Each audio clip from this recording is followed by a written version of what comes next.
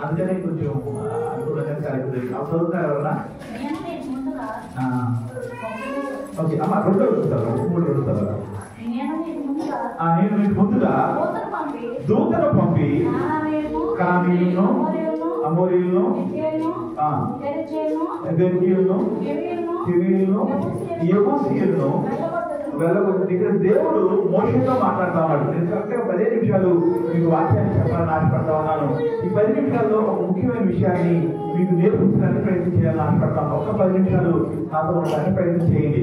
ఇక్కడ దేవుడు మోషేతో మాట్లాడుతూ ఉన్నాడు, నేను 6 రకాలైన మనుషులను, 6 రకాలైన జనాంగాలను, 6 రకాలైన యుద్ధ వీరులను నీ ఎదుటి నుంచి నేను తరిమి వేస్తానని చెప్తా ఉన్నాడు. ఈ 6 రకాల మనుషులుగా ఈ రోజు మనం ఎదుర్కొంటున్న 6 రకాల సమస్యలకు ప్రతీకలుగా నిలుస్తూ ఉన్నారు. మనము ఎదుర్కొంటున్న ఏ సమస్య అయినా సరే, మనం ఎదుర్కొంటున్న ఎటువంటి పరిస్థితి అయినా సరే, మనం కుంగిపోతున్న ఏ పరిస్థితి అయినా ఈ 6లో ఏదో ఒక కనెక్షన్ ఉంది. ఈ 6 రకాలైన జనాంగము 6 రకాలైన శ్రమలకు గుర్తు. వాటిలో నేను వెళ్ళలేదు, కానీ ఈ 6 రకాల పరిస్థితుల నుంచి దేవుడు మనలను విడిపిస్తాను అని వాగ్దానం చేస్తా ఉన్నాడు. నమ్మిన వాళ్ళందరూ తప్పకుండా దేవుడు అంటా ఉన్నాడు, ఈ 6 రకాల జనాంగాన్ని ఏం చేస్తాను చెప్తున్నాడు. చివరి వార్తలు ఏం చేస్తాను చెప్తున్నాడు, నీ ముందు నుంచి నేను వెళ్ళగొట్టిన వెళ్ళగొట్టినాడు. ఆ పరిస్థితి ఏది కూడా నీ ముందు నిలబడదు. వెళ్ళగొట్టిన తర్వాత పరిస్థితి మన ముందు నిలబడదు. దేవుడు అంటా ఉన్నాడు మోషేతో, ఈ 6 రకాల జనాంగాల్ని నీ ఎదుట నుంచి ఉండకుండా, మరి అందరికీ నువ్వు చూడకుండా నీ ఎదుట నుంచి నేను వెళ్ళగొడతానని చెప్తా ఉన్నాడు. అదే వాగ్దానము నూతన సంవత్సరంలో మన పక్షంగా దేవుడి వారిని నేను ఆశపడతా ఉన్నాను. నమ్మిన వాళ్ళందరూ ఆమె చెప్తాం ఒకసారి. దేవుడు ఈ 6 రకాల పరిస్థితులు మన ముందు నుంచి వెళ్ళగొట్టినదాకా అది కృప దేవుడు మనం దయచేయాలని ఆశపడతా ఉన్నాడు. కానీ ఇక్కడ ఒక మాట అంటా ఉన్నాడు దేవుడు. ఈ 33వ అధ్యాయం మొదటి నుంచి చదివినట్లయితే 2వ వచనం నుంచి 14, 16, 17 మొత్తం దగ్గర 15 వచనాలు చదివినట్లయితే నేను చెప్పబోయే 3 విషయాలు మనకు కనపడతాయి. నేను చెప్పాల్సిన 3 విషయాలు 15 వచనాలు ఉంటాయి. మనం చదివించడానికి సమయం సరిపోదు కాబట్టి నేను సారాంశాన్ని చెప్పాలని ఆశపడతా ఉన్నాను. మోషే దగ్గర దేవుడికి వెళ్తాడు. దేవుడు మాట్లాడుతూ ఉన్నాడు. దేవుడు చాలా కోపంగా ఉన్నాడు. ఎంత కోపంగా ఉన్నాడంటే ఇశ్రాయేలు జనాంగం మొత్తాన్ని పూర్తిగా నాశనం చేసి మోషే ఒక్కనే దీవించాలనుకుంటున్నాడు. అంత కోపం వచ్చే పని మోషే నడిపిస్తున్న ఇశ్రాయేలు చేశారు. చాలా కోపంగా ఉన్నాడు దేవుడు.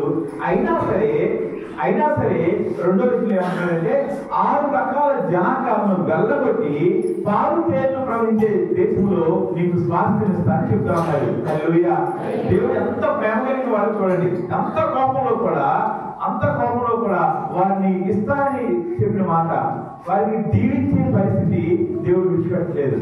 ఈ 6 రకాల జనాంగాలను వెళ్ళగొడతా అంటా ఉన్నాడు. అలాగే ఇంకోటి ఏమన్నాడంటే పాలు తేళ్లు ప్రవహించే దేశాన్ని మీకు ఇస్తానంటా ఉన్నాడు. ఈ నూతన సంవత్సరంలో మనం ఎదుర్కొంటున్న 6 రకాల శ్రమలు ఏదైతే ఉన్నాయో వాటన్నింటినీ దేవుడు మన ముందు నుంచి తొలగించాలని ఆశపడతా ఉన్నాడు. అంత మాత్రమే కాదు, శ్రేష్టమైన భాగాన్ని మనకి ఇవ్వాలని ఆశపడతా ఉన్నాడు.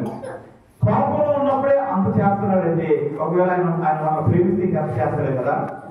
కాబట్టి అక్కడ మాట అంటున్నాడు, నేను నీకు ముందుగా నా దూతను పంపిస్తాను, నేను రానయ్యా.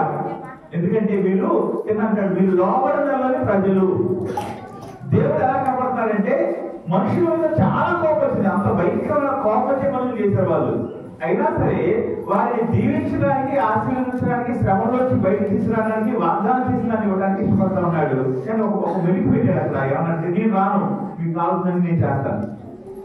అప్పుడు రెండో విషయం మోషే ఏమన్నాడు తెలుసా, అయ్యా నీవు రాకపోతే నేను ఇక్కడ నుంచి వెళ్ళను. ఇక ఈరోజు మొట్టమొదటి రోజు ఈ సంవత్సరంలో 2025వ సంవత్సరంలో మొదటి రోజు మనం దేవుని సన్నిధిలో కూర్చున్నాం.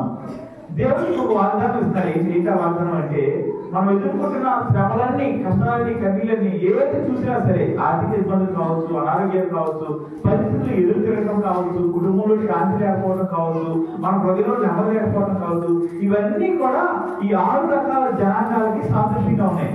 దేవుడు అంటాడు, ఎన్ని తీసేస్తాను, నిన్ను దీవిస్తాను, కాకపోతే నేను నీతో రాను అంటున్నాడు. మనం అది కోరుకున్నామా? తర్వాత మాట్లాడాడు ఏమంటాడంటే 14 రోజులు చదువుదాం ఒకసారి.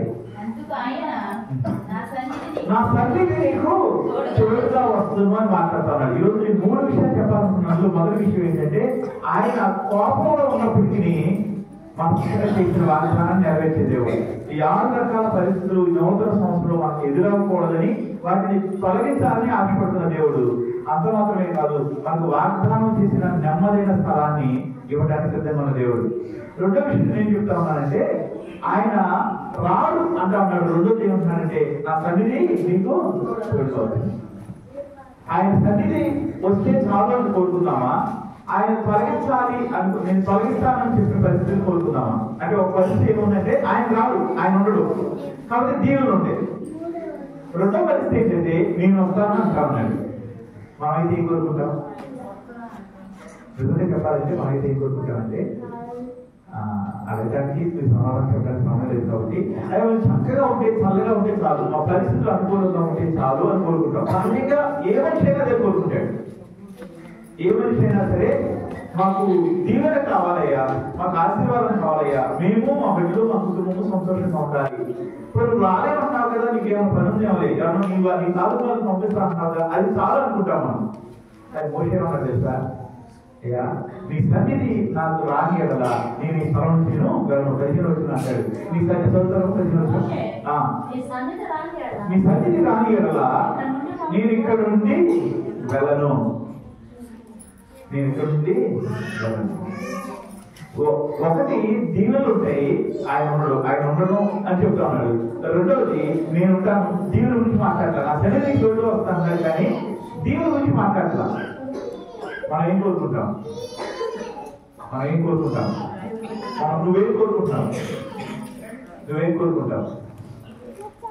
మోషే ఏం కోరుకుంటాడు తెలుసా? మోషే నీ సన్నిధి నాకు రాని ఎడలా ఇక్కడ నుంచి ఒక్క అడుగులో నేను బయటికి.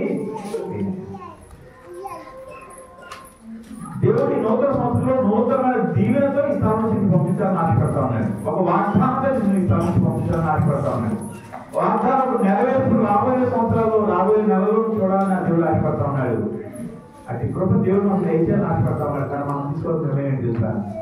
మోషే మాట్లాడిన మాట, దేవా నీ సన్నిధి రాని కదా నేను ఇక్కడ నుంచి ఒక్క అడుగు కూడా నేను ముందుకి నీ కటాక్షము కలిగినదని నాకు ఎలా తెలుస్తుంది? నువ్వు నాతో వస్తేనే కదా. పెద్ద వచ్చిన అంటాడు, 15 వచ్చిన అనుకుంటా. నీ కటాక్షము కలిగినదని నాకు ఎలా తెలుస్తుంది? 15 ఎన్నో వచ్చిన మరి 17లో నీ మీద నాకు కటాక్షము కలిగినదని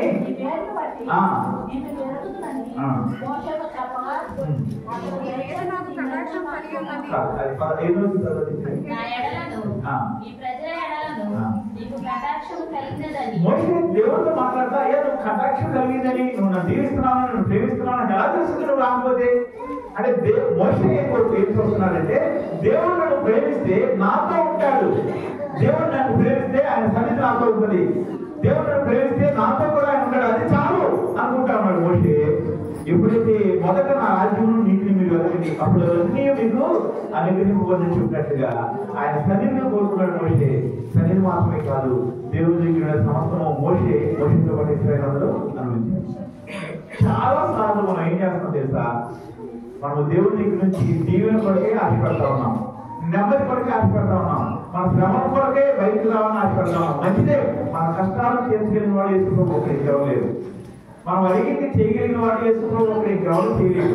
మనం అడగడం మంచిదే, కానీ అడిగే సమయంలో మనం ఆశపడాల్సింది ఏంటంటే ఈ కష్టాల నుంచి బయటకు తీసుకురా రాక మాత్రమే కాదయ్యా, నా ఆరోగ్యం నుంచి బయట తీసుకురావడం మాత్రం కాదయ్యా, నా శ్రమ నుంచి విడిపించడం మాత్రమే కాదయ్యా, నీ సన్నిధి నాకు తోడుగా రావాలి, లేకపోతే నేను ఎక్కడి నుంచి వెళ్ళను. ఈరోజు ఈ ప్రార్థన చేద్దామా మనం? దేవా నీ సన్నిధి ఈ రోజు నుంచి ఖచ్చితంగా ప్రతిరోజు ప్రతి క్షణము నాకు తోడుగా ఉండకపోతే నేను ఈ స్థలం నుంచి నేను వెళ్ళయ్యా, నీ ప్రత్యక్షత నాకు కావాలి, నీ దీవెన నాకు కావాలి. నువ్వు వాగ్దానం చేసిన 6 రకాల పరిస్థితుల నుంచి వెళ్ళబడతానికి చెప్పిన పరిస్థితిని చూడాలి. అంత మాత్రమే